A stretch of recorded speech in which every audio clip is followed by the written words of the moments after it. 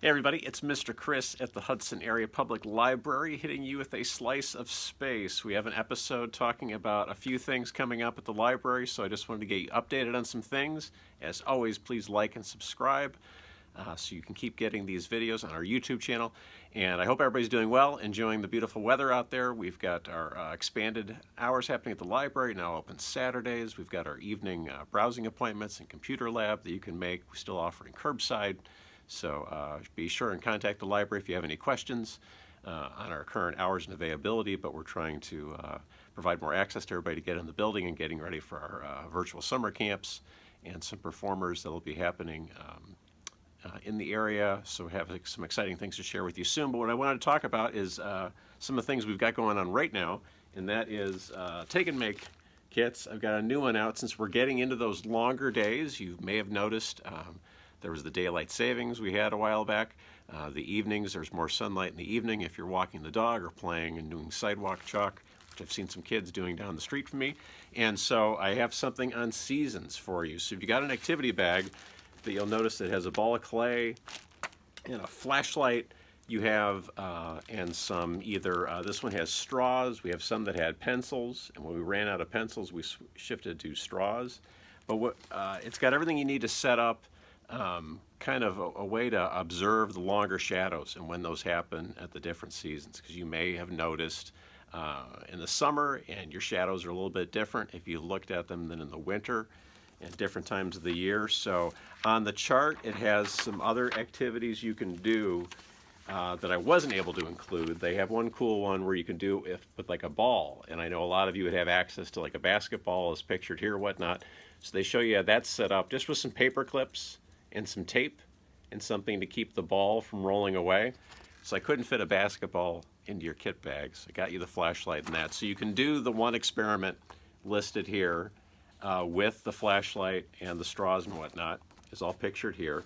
And the chart for reference says if, for example, you lived at 45 degrees north, and we're at 44.97 degrees north, so we're right at 45. So that's why that's the sheet you have in your packet, because all those measurements is exactly what we are at in Hudson, Wisconsin. So I hope you have fun doing that activity. The other thing we have going on is it's Citizen Science Month, where people from all over, any age, families, brothers and sisters can do science projects where the data is being shared with real researchers and real scientists that are trying to learn about different things happening on the earth and with weather and with trees and with pollution in our rivers and things like that. So I've got the first activity out here, which there's a pile on the table in the kids section there of these that you can take. So it's a free app that you can download on a smart device, a smartphone, tablet device, or your parents can do it on theirs if they want to help you do the activity. And those packets are out there, and I'll be putting new packets out every week, kind of showcasing different activities and opportunities you can do right here in the community, and share all that data with scientists that are trying to get data from all around the country to help them out. So that's pretty cool about Citizen Science Month. And then Yuri's Night is coming up. We did this virtually last year as well. Before it was virtual, we used to be at Barker's.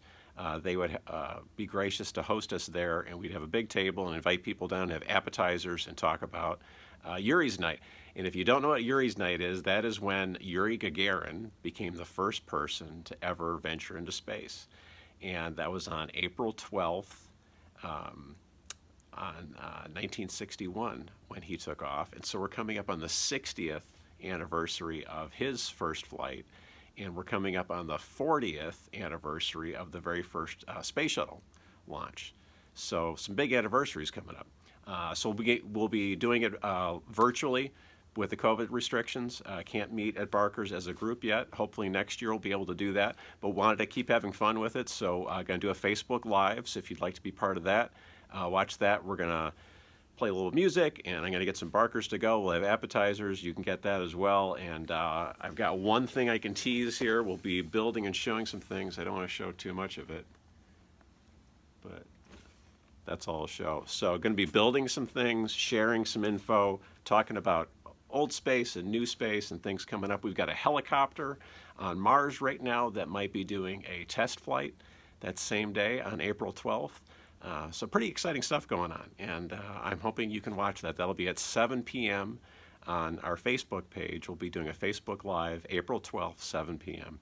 And I think I'll be doing it at the library, transmitting it out, and be building some things and sharing some models and talking about some stuff. And any questions you have, you can send in, and I'll try to answer all the questions that are getting posted and just have some fun.